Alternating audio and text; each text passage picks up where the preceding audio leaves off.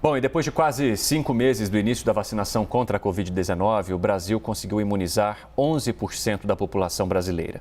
Essa semana, o Ministério da Saúde deve receber o primeiro lote da vacina da Janssen, um imunizante aplicado em dose única, o que pode ajudar bastante a avançar.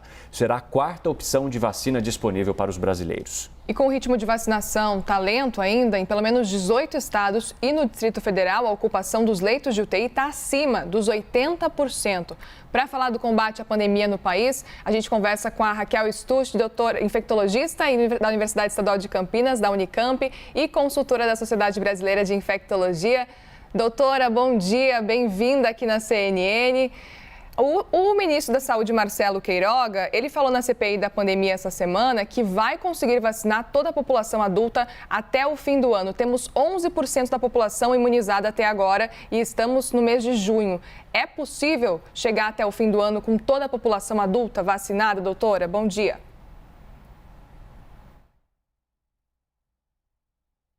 Olá, bom dia, Evandro, bom dia, Muriel. Bom dia. Um prazer estar conversando com vocês. É muito desejável, né, que nós, com certo atraso, nós tenhamos, sim, toda a população vacinada. Temos a chegada agora, né, da vacina da Janssen, que deve ser aplicada rapidamente. Isso é bom, a gente consegue aplicar todas as doses rapidamente, aumenta a nossa cobertura vacinal.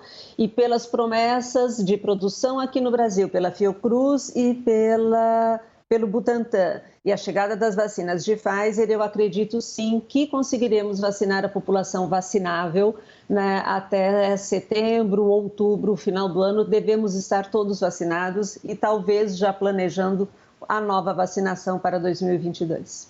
Doutora Raquel, a gente tem agora 11% da população vacinada, né? Isso já incluindo as 2 doses. Então, pessoas que já conseguiram completar o quadro vacinal deste ano.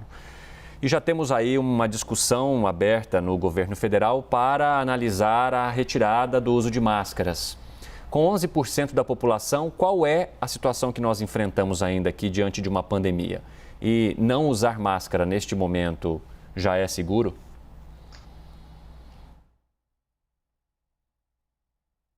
Evandro, e vamos pegar um outro dado, né? 11% da população vacinada com 2 doses, 80% de ocupação de leitos, né, nos hospitais, a maior parte dos locais.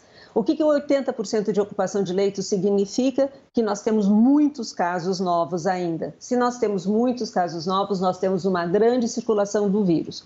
Portanto, 11%, né, de população vacinada com 2 doses não nos dá nenhuma segurança para tirar a máscara de ninguém, nem de quem já está vacinado e nem de quem teve a doença, né?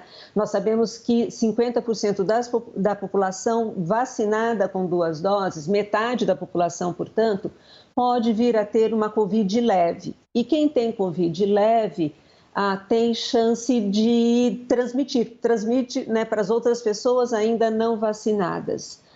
Quem já teve Covid, a proteção dura alguns meses e termina, então essas pessoas até têm indicação de serem vacinadas também.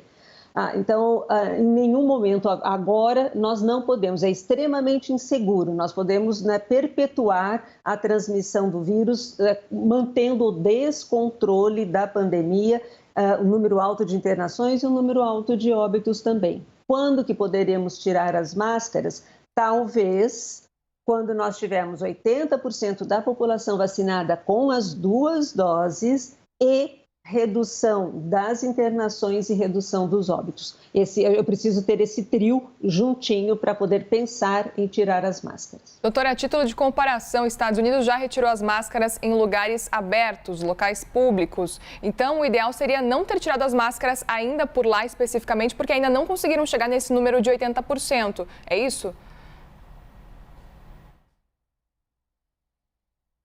É que a gente trabalha com esse número de 80%, Muriel, porque nós usamos vacinas aqui que a expectativa ainda é de uma proteção talvez um pouco inferior do que as vacinas usadas nos Estados Unidos.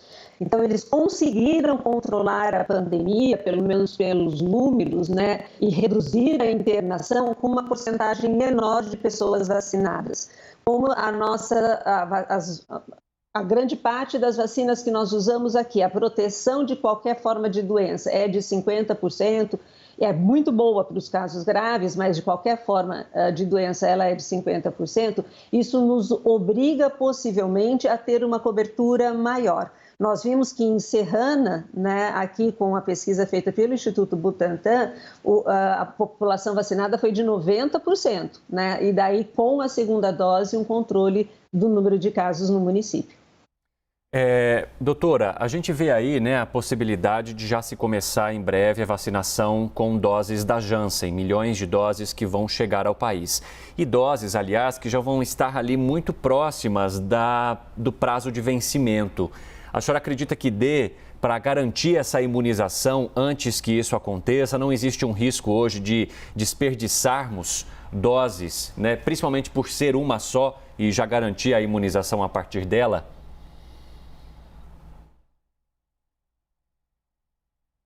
Olha, nós temos um programa de imunização, né, e as pessoas responsáveis por vacinação, que sempre, né, vacinaram mais de 1 milhão de pessoas por dia, né, aqui no Brasil e em outras campanhas. Então, nós sabemos, sim, vacinar um quantitativo muito grande de pessoas. Nós já sabemos que as vacinas chegarão e sabemos que serão com prazo mais curto.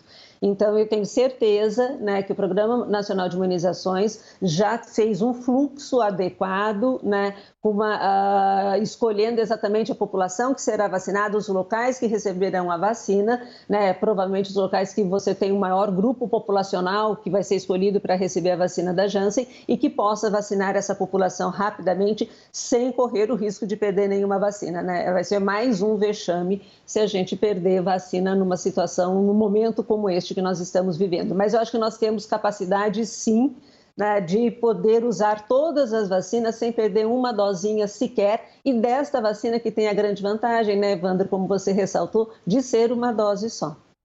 Doutora, a gente tem pelo menos 18 estados e o DF, como o Evandro falava há pouco, com mais de 80% dos leitos de UTIs ocupados. O que é exatamente que está acontecendo? Isso é uma continuidade, de repente, da segunda onda, ou a gente está entrando na terceira onda da pandemia já aqui no Brasil?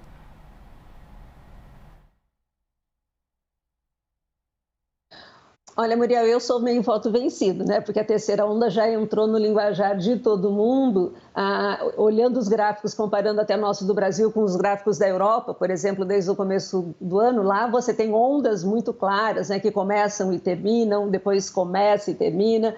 Aqui a gente teve uma primeira onda que não chegou lá embaixo, já subimos para o que a gente chama de segunda, começamos a descer e já emendamos uma subida novamente.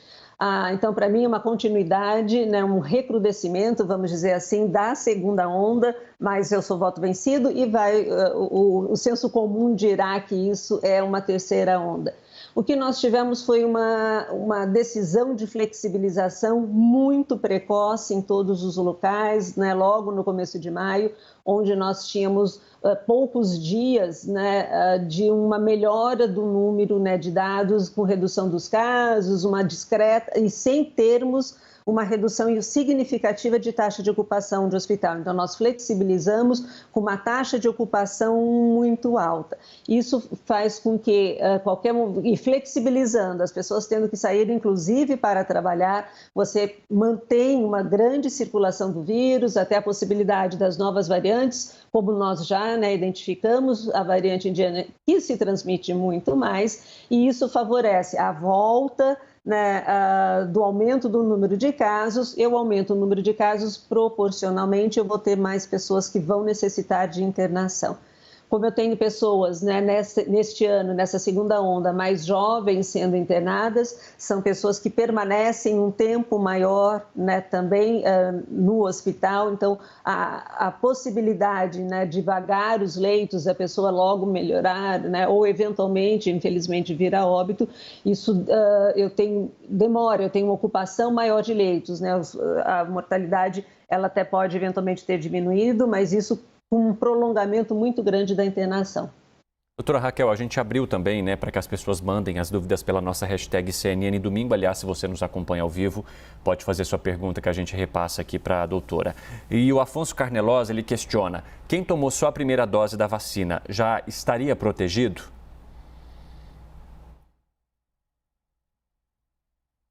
Não, Afonso, isso já está muito claro, né? Mesmo até no estudo de Serrana também, que a proteção mesmo, a única proteção que a gente tem com uma dose só será com a vacina da Janssen que vai chegar, né?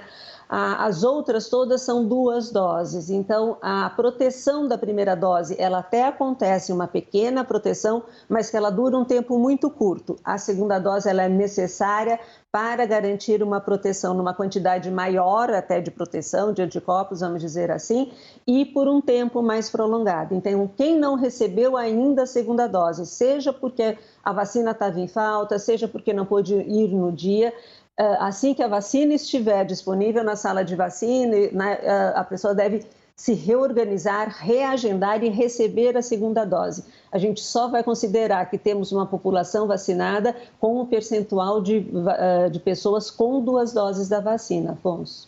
Doutora, e começou um movimento agora de pessoas escolhendo qual vacina tomar. Esse é o certo? Agora todo mundo virou especialista em vacina, a orientação é escolher a que tem a maior eficácia ou não? Qualquer uma vai proteger?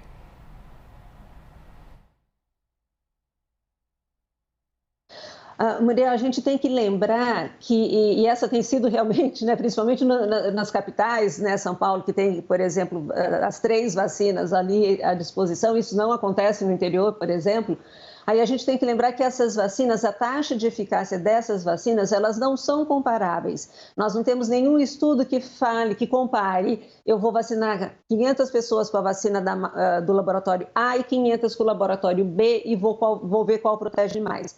Essa taxa de eficácia que a gente fala, né, de 95% ou de 80% hoje, elas são as taxas de populações que foram estudadas lá em fase 3. Que são populações diferentes em cada estudo, né? A gente vai lembrar, por exemplo, que a Coronavac usou só profissionais da saúde, né? Então, que tem uma exposição muito grande, né, à Covid. Então, nessa população, era esperado até que a eficácia fosse um pouco menor do que tem sido demonstrado na população geral, agora nos estudos populacionais. Então, para as formas graves de doença que exigem hospitalização e para prevenir, para evitar a morte, as vacinas são muito comparáveis. A melhor vacina, portanto, é aquela que está separadinha para ser feita no meu braço. Então, eu não tenho que escolher a vacina que vai ser feita. Eu podendo receber a vacina, isto já é um grande presente, aliás. E, doutora, a gente viu aí recentemente a Anvisa autorizando o uso da vacina da Pfizer para crianças com mais de 12 anos a partir de estudos apresentados pelo próprio laboratório. A gente pode esperar que outras vacinas também sejam recomendadas para esse público? E qual que é a importância de se incluir cada vez mais faixas etárias num plano nacional de imunização?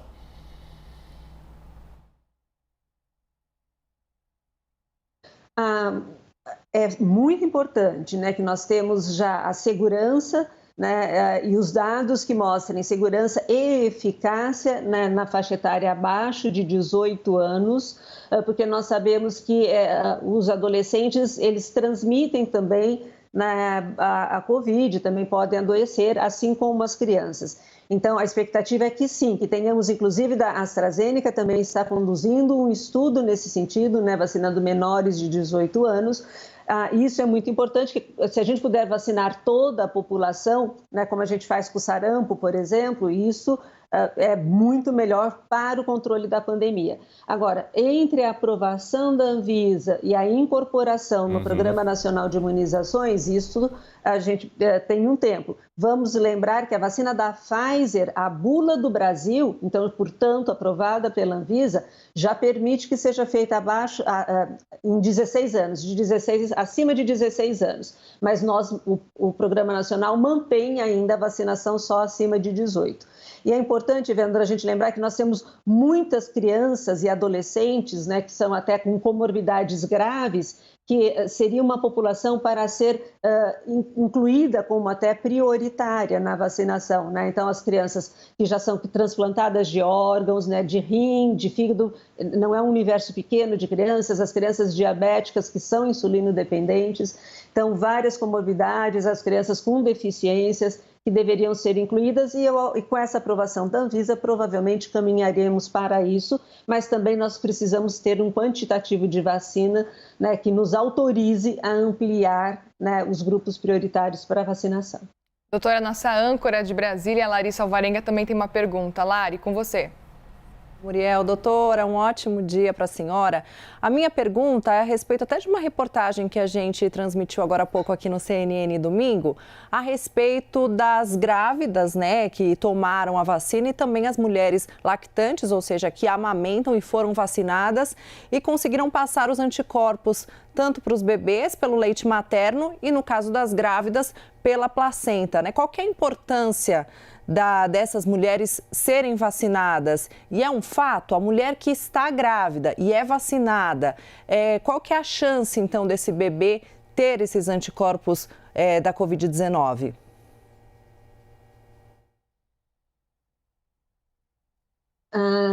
Bom dia, Larissa.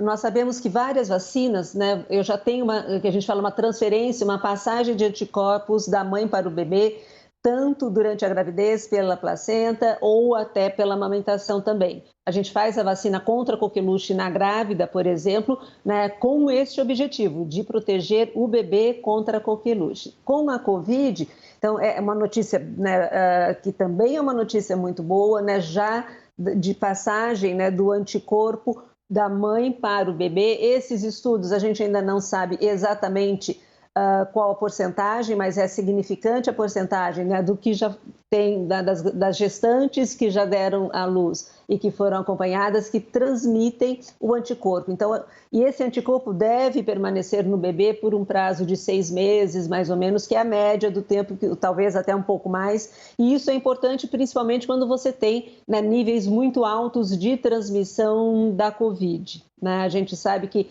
a criança, ela não tem um quadro de sintomas tão importante, mas ela pode ter aquele quadro inflamatório grave, muito raro, mas muito grave, exacerbado em resposta ao contato com o coronavírus. E isso reforça a importância da vacinação da gestante, não só por este papel dela, né, da gestante vacinada indiretamente, né, levar a proteção, né, para o bebê, como também nós sabemos que a gestante, ela adoece, né, de uma forma muito mais grave, ela tem um risco de mortalidade muito maior do que a mulher não gestante, e por isso a vacinação neste grupo ele é extremamente importante. Doutora, a gente tem também uma pergunta aqui do Paulo Lencioni sobre efeitos colaterais. Inclusive, ele quer saber se... Ele perguntou especificamente da Pfizer, mas eu aproveito para acrescentar sobre as outras vacinas que têm 2 doses. Os efeitos, eles podem acontecer em ambas as doses ou, a partir da primeira, o organismo já entende ali que, né, algo diferente já está entrando e que na próxima, então, pode ser que a gente não reaja dessa forma?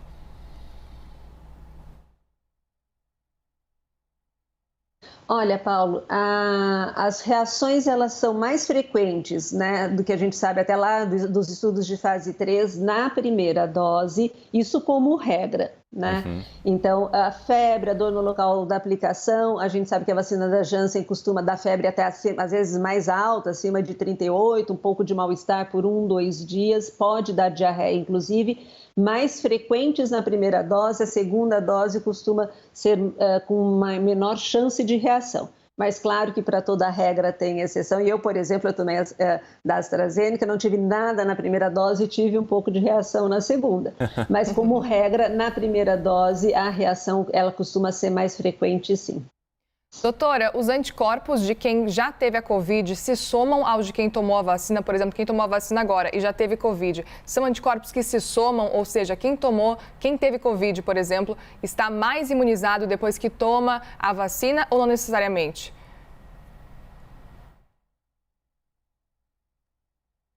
Provavelmente sim, viu, Muriel? Tem alguns trabalhos que estão sendo publicados agora, de algumas pesquisas, e alguns setores até, né, da área da saúde, de alguns países, recomendando que as pessoas até que tiveram Covid, que sejam vacinadas mais tardiamente, até para sobrar dose para quem ainda não foi vacinado e não teve o Covid, porque a proteção que a doença confere já serviria como se fosse uma primeira dose e daí a segunda dose aumentaria os anticorpos. A segunda dose não, a primeira dose de uma vacina, né, para a pessoa que já teve Covid seria como se uma nova exposição funcionando como uma segunda dose. Existem até alguns estudos no sentido de que talvez as pessoas vacinadas que tiveram Covid pudessem ser vacinadas até com uma dose só de todas as vacinas que têm 2 doses. Mas ainda são estudos, nós não temos ainda uma conclusão final em relação a isso. No Brasil, nós estipulamos que as pessoas, eu digo, o Programa Nacional de Imunizações, que as pessoas que tiveram Covid devem ser vacinadas 30 dias depois, né, do diagnóstico da Covid e devem receber o número de doses, né, que está estabelecido para aquele fabricante. Uma dose da Janssen, 2 doses para os demais. Alguns países o CDC nos Estados Unidos recomenda que seja 3 meses depois, né? Isso varia de país para país, mas parece que sim, que a doença, né, ela garante uma proteção melhor depois de ter sido vacinado do que quem não teve. Ainda sobre anticorpos, doutora, eu vou aproveitar aqui, né, que a Muriel falou disso. A gente tem percebido muita gente atrás de números, então vai lá, toma vacina e vai fazer um exame para ver quanto de anticorpo que tem. Quero saber se eu estou protegido de fato. E muitas vezes os exames eles não apontam nada. Buscar por exames ou gastar com isso neste momento é indicado para tentar saber se está imunizado ou não depois de tomar 1 ou 2 doses da vacina? Essa pergunta é importante, Evandro, porque é isso. As pessoas têm, né, investido, até têm gastado atrás desta resposta através dos exames de laboratório, se está protegido ou não com a vacina, e têm ficado muito ansiosas com o resultado. Nós não temos, até o momento, nenhum exame de laboratório que possa, né, nos afirmar com certeza se a vacina fez efeito ou não. Pode ser que até o final do ano, até o ano que vem, a gente já tenha esses exames. No momento, nós não temos. Então, o exame dar positivo e com um número de 20, de 18, de 6, não significa necessariamente proteção, não se sabe a gente não tem até um número que fale, a partir deste número a pessoa está protegida, abaixo deste número não está, e não sabemos quanto tempo essa dosagem aí de anticorpos ela permaneceria. E não ter esses anticorpos nesses exames também não significa não ter proteção. Nós sabemos que para a Covid, a principal proteção é do que nós chamamos de imunidade celular, que não são os anticorpos e a gente não mede nos exames habituais. Então, a única indicação até de fazer esses exames, Evandro, seria poder aumentar, né, a riqueza ou o ganho dos laboratórios de patologia clínica de uma maneira geral. Então, eles não têm indicação neste momento. Doutora, o Júnior Lima pergunta o seguinte: se é necessário tomar a dose de reforço, mesmo todo mundo vacinado com as 2 doses? Seria tipo uma terceira dose. Júnior, possivelmente a gente... Isso, tá. Nós não sabemos... Bom, tá, então tem a questão da terceira dose, talvez doses depois sequenciais. Em relação à terceira dose, nós sabemos que alguns grupos de população, de algumas categorias de pessoas com algumas comorbidades, eles têm apresentado uma resposta ruim à vacinação. Por exemplo, transplantados de órgãos sólidos, os estudos de Israel, pelo menos, mostram que a resposta nesta população de transplantado é ruim. Então, talvez para alguns grupos seja necessário uma terceira dose. Alguns países já estão fazendo a terceira dose para determinados grupos até. A França tem feito, né, para determinada acima de 60 anos, eles estão fazendo uma terceira dose. Agora, a gente precisa de respostas da ciência, dos trabalhos, para ver até se realmente uma terceira dose né, vai aumentar a proteção ou não vai, se ela é importante ou não. Então, eu acho que é correto aqui no Brasil a gente aguardar até os estudos, né, e até, né, com a nossa falta de vacinas, a gente tem que completar a vacinação da nossa população antes de pensar nisso. Mas pode ser que tenha. A gente sabe, por exemplo, que a vacina da gripe, né, para idoso, a vacina que a gente faz aqui na nossa campanha, que estamos fazendo e todos devem ser vacinados, a gente sabe que em idoso a resposta é ruim, que a gente deveria fazer uma dose dobrada até. Então, mas para a vacina contra a Covid, os estudos estão ainda em andamento. E a outra dúvida seria se realmente a gente vai ter que se revacinar todo ano, e daí com uma dose só ou com duas. Esta, provavelmente, sim, teremos que nos revacinar.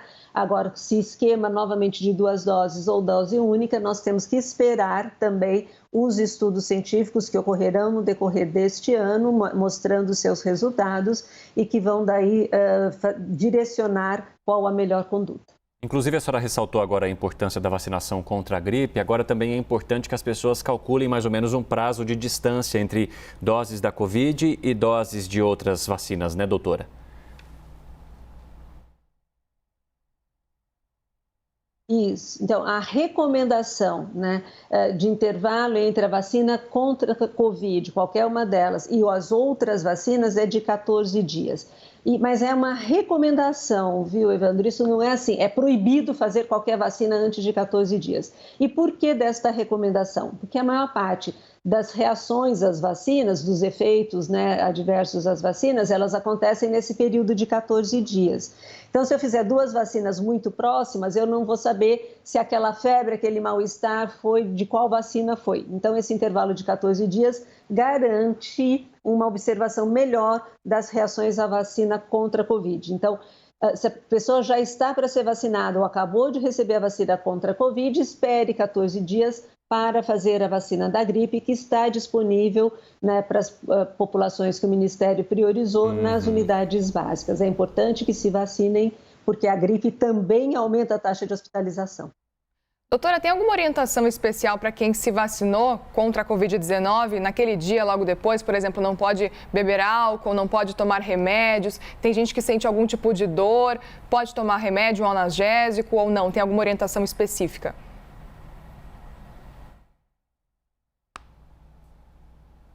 Em relação à bebida alcoólica, eu acho que até foi um grande... das notícias falsas, atrapalhou muito a campanha, que muita gente ou já tinha tomado alguma bebida alcoólica na véspera e daí não foi vacinar na data agendada, ou tinha alguma coisa, né, algum jogo de futebol que ia assistir em casa tomando uma cerveja e daí não vacinou, porque ia tomar cerveja. Então, em relação à bebida alcoólica, não existe, a bebida alcoólica não atrapalha, vamos dizer assim, a vacina, tá? Então, eu posso ter tomado bebida alcoólica ontem e vacinar hoje, posso vacinar hoje, tomar uma caipirinha na hora do almoço, isso não tem problema, eu só não posso dirigir tomando bebida alcoólica. Em relação à vacina, não tem problema nenhum. Em relação aos outros efeitos, Muriel, se eu tenho uma dor no corpo, né, que pode dar, a vacina pode dar, eu posso ficar indisposta no dia seguinte, se eu estou com febre, eu posso e devo, né, tomar a medicação, ou para, né, controlar a febre, ou um analgésico para melhorar essa dor no corpo. Essas medicações, elas não mudam, elas não cortam o efeito da vacina, a proteção da vacina. Então, posso sim tomar, né, as medicações para controlar esses efeitos aí adversos à vacina sem nenhum problema e sem ter preocupação de que a eficácia da vacina vai ficar comprometida. Doutora, a gente viu alguns casos de denúncias de pessoas que disseram ter tomado doses diferentes na primeira e na segunda. Isso pode representar um problema muito sério? Como que vocês, né, infectologistas, olham para essa situação de imunizações feitas com doses diferentes, tecnologias diferentes, enfim, laboratórios que são distintos?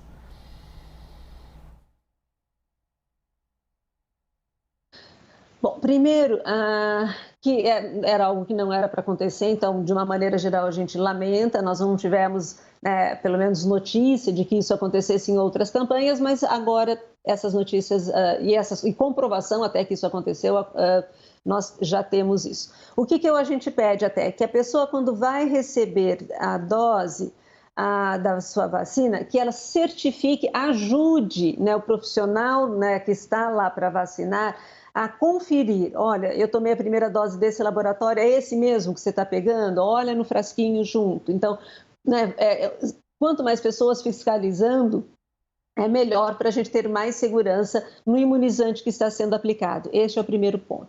O segundo ponto, que a dose da vacina é meio ml. O que nós temos que ficar atentos é que o volume que aparece na seringa vai depender do tamanho da seringa. Então, se eu uso uma seringa de insulina, por exemplo, que várias unidades trabalham com a seringa de insulina, é quase que metade da seringa da insulina, meio ml. Se eu estou usando uma seringa de 5 ml, né, ou de 2 ml, é um tantinho só da seringa. Então, isso pode dar uma sensação para quem está recebendo a vacina de que a dose está errada, porque a quantidade que está na seringa é diferente da que tomou na primeira vez, né? Mas essa checagem, esse cuidado junto com quem está na sala de vacina é importante para a gente diminuir a chance de ter esses erros. Quem tomou, a gente já tem, nós temos estudos já do que a gente fala de intercambiabilidade de vacina, quer dizer, tomar a primeira dose de um produtor e a segunda do outro, só em relação à vacina, a quem fez a primeira dose da AstraZeneca e a segunda dose da Pfizer. Esses estudos são do Reino Unido e mostraram que a eficácia se mantém. E aí, voltando à reação à vacina, quem fez AstraZeneca primeiro e Pfizer segunda teve mais reação na segunda dose, por exemplo, da Pfizer, do que quem fez 2 doses só da Pfizer. Então, e este esquema AstraZeneca e Pfizer mostrou de que tem uma boa eficácia. Não temos estudos com as outras laboratórios, nem Pfizer, por exemplo, primeiro e depois AstraZeneca, nem Coronavac e depois AstraZeneca. Então, nós não temos estes estudos ainda. Então, por isso a importância, né, de sempre verificar a hora que vai ser vacinado, né, ajudar lá a ver se realmente é mesmo fabricante que a vacina que está sendo preparada, né, para ser feita. Doutora, eu vou aproveitar essa pergunta do Evandro para perguntar, se eu, por exemplo, tomo uma vacina da Coronavac, por exemplo, esse ano que vem eu posso tomar uma vacina da Pfizer, no outro ano uma vacina da AstraZeneca ou não?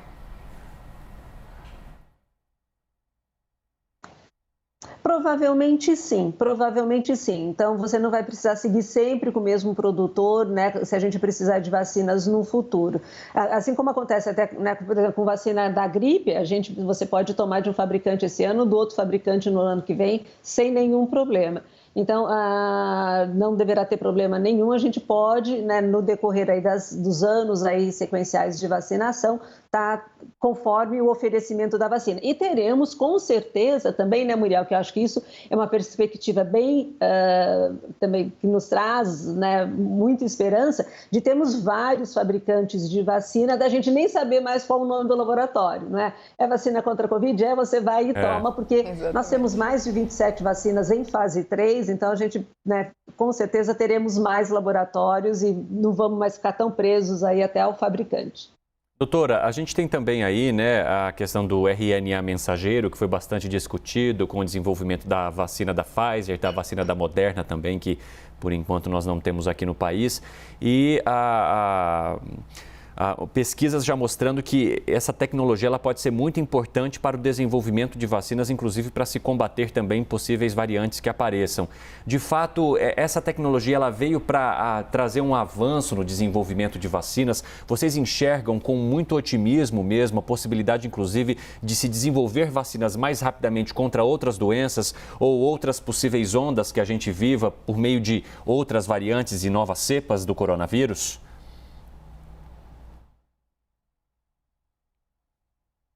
Sem dúvida, Evandro. Então, essa tecnologia, né, que esses laboratórios conseguiram usando RNA mensageiro, ela tem a vantagem de conseguir uma produção, né, em tempo relativamente curto de uma grande quantidade, né, de vacinas e de poder adaptar, né, essa vacina conforme a variante, até como você falou. Então, é uma tecnologia nova, é uma tecnologia que foi usada agora, né, e conseguiu se colocar em prática na produção de vacinas para as vacinas contra a Covid, e existe uma perspectiva assim, muito grande de que possa ser usada a mesma tecnologia do RNA mensageiro para outras doenças para as quais nós ainda não temos vacinas, né, hoje, doenças que já existem, para próximas doenças que venham a surgir e, eventualmente, também, né, usar essa mesma tecnologia para o desenvolvimento de alguns tratamentos de outras doenças crônicas também que possam ter benefício né, com o RNA mensageiro, formação de algum tipo de anticorpo para controlar alguma coisa do nosso sistema imune que desenvolveu alguma doença crônica até. Então, é realmente uma tecnologia inovadora e que traz a perspectiva de controle não só de doenças, né, transmissíveis, infecciosas, mas de outras doenças também. Doutora Raquel Stuch, infectologista da Universidade Estadual de Campinas, da Unicamp, e consultora da Sociedade Brasileira de Infectologia. Obrigada pela sua participação, por reservar aí um tempinho para conversar com a gente nessa manhã de domingo, doutora. Obrigada. Aliás, quem nos acompanha aqui elogiou a sua participação, disse que a senhora foi muito clara e objetiva, sem rodeios, ajudou a tirar as dúvidas. Que bom.